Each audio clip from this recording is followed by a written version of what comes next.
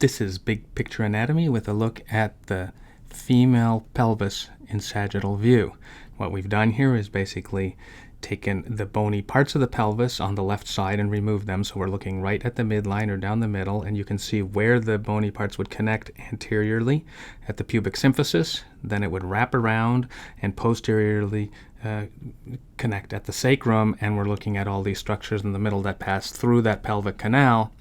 And across the bottom we have the pelvic floor muscles put in place, which the details of those you can see in another video on the pelvic floor muscles.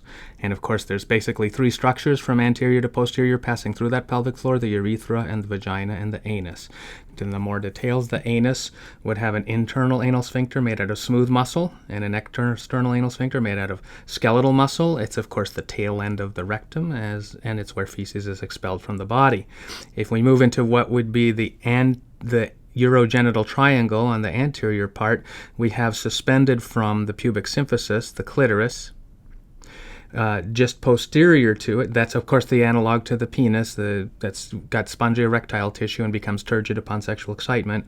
Just posterior to it is the urethra, which comes off the bladder and is the route for urine to leave the body, the bladder being continuously filled with urine that's coming down the ureter from the kidney. Not in the plane of the diagram, so I haven't labeled it.